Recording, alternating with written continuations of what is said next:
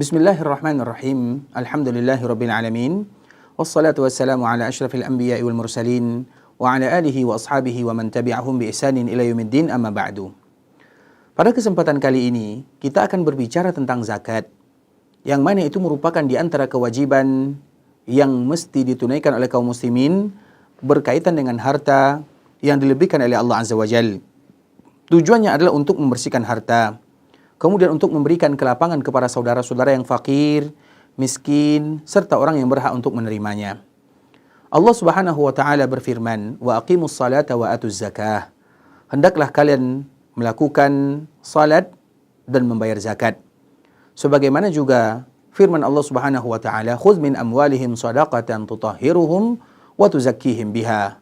Ambillah dari harta mereka untuk disedekahkan, tujuannya adalah untuk membersihkan dan mensucikan. Kemudian Allah Subhanahu wa taala menyebutkan kepada siapa akan diberikan zakat tersebut.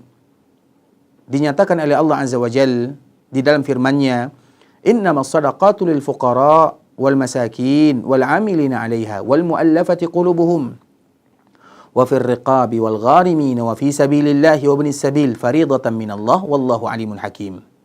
Sesungguhnya sedekah untuk orang fakir, miskin, pekerja, mu'allaf, orang yang berhutang, orang yang berada di jalan Allah, orang yang berjihad, dan itu adalah kewajiban dari Allah Azza wa Jal, dan Allah adalah zat yang maha mengetahui, lagi maha bijaksana.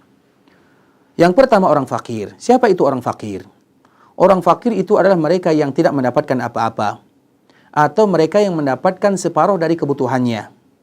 Sedangkan orang miskin, orang yang mendapatkan separuh dari kebutuhannya atau lebih sedikit, tapi tidak mencukupkan kebutuhannya. Itu adalah perbedaan fakir dengan miskin. Kemudian orang yang bekerja, maknanya amil zakah, mereka yang ditugaskan oleh negara untuk memungut zakat. Ketika mereka mengumpulkan zakat, maka mereka berhak untuk menerima bagian daripadanya, bukan karena kekayaannya, tapi karena pekerjaan dia dikala dia ditugaskan untuk mengumpulkan zakat tersebut, walau dia orang kaya. Kemudian al-mu'allaf.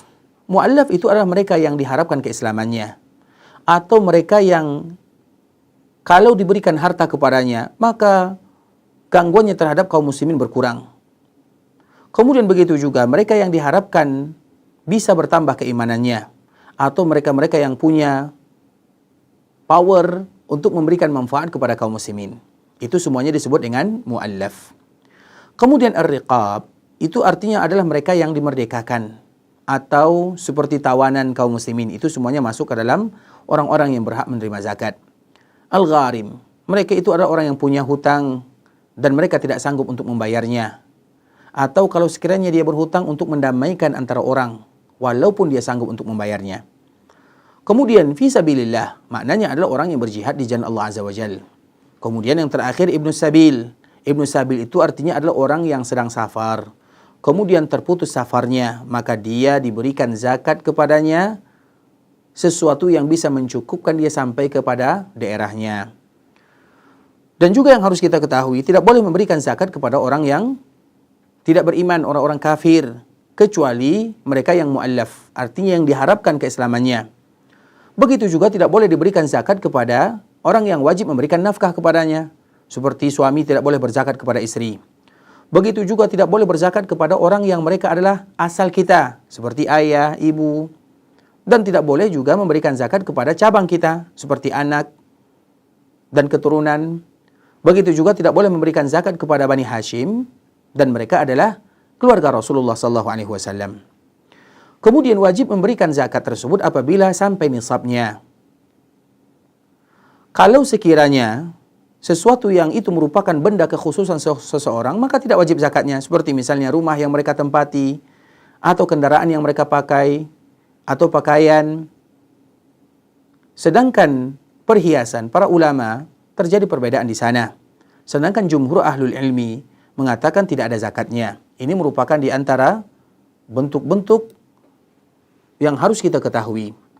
Kemudian begitu juga, apa sih benda yang harus kita zakatkan? Maka di sana ada juga pembagiannya. Yang pertama, yang kita zakatkan itu adalah yang ada nilai. Seperti misalnya emas dan perak. Kalau emas, apabila seseorang memiliki 85 gram emas, maka sudah ada kewajiban zakat di sana. Apabila seseorang memiliki 595 gram perak, maka sudah ada zakat di sana. Nah, emas dan perak ini bisa dikiaskan kepada kertas yang berharga. Artinya seperti kertas yang dijadikan uang, seperti rial, rupiah, atau uang-uang yang lainnya. Nah, nisabnya sama dengan nisab emas atau perak tersebut. Dilihat mana yang lebih bermanfaat dan mana yang lebih kecil. Apabila harta sudah sampai nisabnya, kemudian harta tersebut sudah sampai pula 1 tahun, yang disebut dengan haul, maka wajib mengeluarkan 2,5% dari apa yang kita punya. Kemudian di antara cara yang mudah untuk mengeluarkan zakat, kita kumpulkan semua yang kita punya, kita gabungkan, kemudian nanti kita bagi 40. Hasil daripada pembagian ini, itulah zakatnya. Dan itu merupakan di antara cara penghitungan yang termudah, dibagi 40. Kemudian, bagian yang kedua, yang wajib kita zakatkan adalah bahimatul an'am. Bahimatul an'am itu apa? Onta, kambing, kerbau, sapi, dan yang sejenisnya. Dan disyaratkan bahwa yang tadi telah kita sebutkan, umurnya lebih daripada 1 tahun, yang mana dia dirawat, dijaga, dan tidak dijadikan untuk bekerja, atau yang tidak dijadikan untuk yang lainnya, bukan untuk bekerja, menggarap sawah, atau untuk mengeluarkan air, tapi yang betul-betul dipelihara. Kemudian nisabnya, kalau untuk onta 5, apabila sudah mencapai 5 ekor onta, maka ada zakatnya.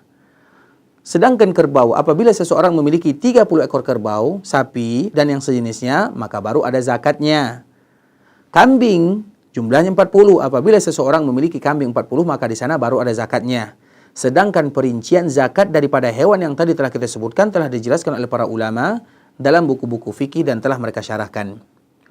Kemudian, poin yang berikutnya adalah apa saja yang dizakatkan lagi, yaitu sesuatu yang keluar dari bumi. Seperti tumbuh-tumbuhan, buah-buahan, rempah-rempahan. Dan yang wajib itu adalah buah-buahan yang bisa ditimbang. Namun kalau seandainya tidak bisa ditimbang, maka tentunya tidak demikian keadaannya. Begitu juga buah-buahan atau sesuatu yang keluar dari bumi yang bisa disimpan dan diawetkan. Seperti misalnya gandum, kurma, kemudian anggur yang telah dibekukan, kemudian jagung. Semua yang bisa disimpan, maka di situ ada zakatnya. Tapi sesuatu yang tidak bisa disimpan, seperti misalnya watermelon, atau semangka, atau delima, atau pisang, atau benda yang lainnya yang tidak bisa disimpan dalam waktu yang lama, maka tidak ada kewajiban zakat di sana. Nabi SAW menjelaskan berapa zakat yang harus dikeluarkan. Maka Nabi menyebutkan, وَلَيْسَ فِي مَا دُونَ خَمْسَةِ أَوْسُقْ مِنَ التَّمَرْ صَدَقَةً. Kalau sekiranya jumlahnya kurang dari 5 wasak, maka tidak ada sedekah. Dan 1 wasak itu kurang lebih, kalau sekiranya diukur dengan timbangan yang ada di zaman sekarang, semuanya adalah kurang lebih 620 atau 612 kilogram. Artinya apabila seseorang memiliki buah-buahan yang tadi disebutkan, yang bisa disimpan, yang bisa ditakar, yang bisa tahan lama, lebih daripada 612 kilo, maka di sana sudah ada zakatnya. Tapi kalau sekiranya kurang daripada itu, maka tentu tidak ada kewajiban zakat. Sebagaimana juga dianjurkan seseorang mengeluarkan zakat dari sesuatu yang keluar dari bumi. Sebagaimana yang disebutkan oleh Allah Subhanahu wa taala, wa atu haqqahu yauma hasadih. Tumbuh-tumbuhan. Kemudian misalnya panen seperti misalnya padi atau gandum atau yang lainnya, dan itu dikeluarkan dikala setiap kali panen. Kemudian kadar zakatnya adalah 1/10 kalau sekiranya kita menghidupi tanaman tersebut tanpa ada kesusahan. Misalnya airnya datang dari langit, air hujan, kemudian atau ada mata air, maka kalau sekiranya demikian, maka kita mengeluarkan 1/10 dari yang kita dapatkan. Tapi kalau sekiranya kita yang membutuhkan atau yang memerlukan memberikan tanaman tersebut air misalnya dengan usaha yang maksimal, maka yang dikeluarkan adalah separuh daripada 1/10 tersebut. Kemudian begitu juga, poin yang berikutnya yang dizakatkan adalah benda-benda yang dijadikan untuk berdagang. Semua benda yang dipersiapkan untuk perdagangan jual beli dengan tujuan mendapatkan keuntungan, maka nanti benda tersebut diukur, ditakar kira-kira berapa nilainya. Kemudian setelah dijumlahkan, maka dizakatkanlah 2,5% darinya. Ini merupakan di antara hukum-hukum yang berkaitan dengan zakat, kepada siapa zakat diberikan, kemudian benda apa saja yang wajib dizakatkan, dan semoga Allah memberikan kemudahan. Jazakumullahu khaira wa barakallahu fikum. Assalamualaikum warahmatullahi wabarakatuh.